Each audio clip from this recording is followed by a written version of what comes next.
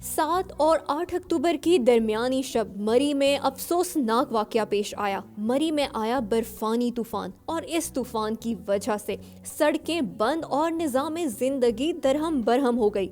बर्फ में फंसे कई सियाहों ने रात अपनी गाड़ियों में गुजारी और उन्हीं में से थे वो 22 बदकिस्मत अफराद जो इस ठंडी रात में अपनी जान की बाजी हार गए। जब ये खबर जंगल में आग की तरह फैली तो इंतजामिया हरकत में आई और इमदादी कार्रवाइयां शुरू की गईं। इतलात के मुताबिक ज्यादातर हलाकतें कुलडन्ना के इलाके में बर्फ में फंसी 4 गाड़ियों में हुई। इब्तिदाई रिपोर्ट के मुताबिक 7 जनवरी को मरी में 16 घंटों में 4 फुट बर्फ पड़ी। 3 जनवरी से 7 जनवरी तक 1,62,000 गाड़ियां मरी में दाखिल हुईं। रिपोर्ट में अमवात की मुख्तलिफ वजूहात सामने आई हैं, जिनमें सबसे पहले कार्बन मोनोऑक्साइड बताई जा रही है। गाड़ियों में बैठे अफराद अपनी गाड़ी का हीटर चलाकर सो गए और वेंटिलेशन न होने की वजह से गाड़ी में कार्बन मोनोऑक्साइड भर गया, जिसकी वजह से वो जाँ बहक हो गए। दूसरी बड़ी वजह है कि 16 मकामात पर दरख्त गिरने से ट्रैफिक ब्लॉक हुई और कई हादसात रोनमा हुए। जबकि तीसरी बड़ी वजह हाइपोथर्मिया को करार दिया जा रहा है। अब यह हाइपोथर्मिया क्या होता है? माहिरीन का कहना है कि मरी की शदीद बर्फबारी में स्याहों की मौत हाइपोथर्मिया यानी जिस्म का दर्जा हरारत इंतहाई कम होने की वजह से हुई। इसमें नसें सिकुड़ जाती हैं, ऑक्सीजन कम होने से सांस नहीं आती, डिहाइड्रेशन हो जाती है और दिल बंद होने लगता है। चौथी और सबसे बड़ी वजह जो सामने आ रही है वो है होटल माफिया। इस सारी सूरत हाल में होटल माफिया भी बराबर की शरीक है।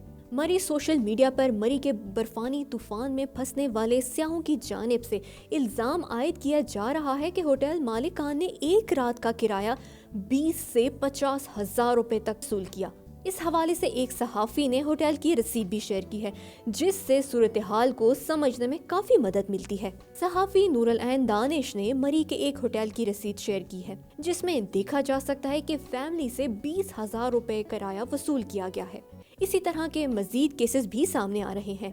कमरे वाले हैं ये तकरीबन बहस करके ना, ये मेरे पास कार्ड है, 70,000 रुपया मांग रहे थे, 40,000 रुपया हमने डन किया है।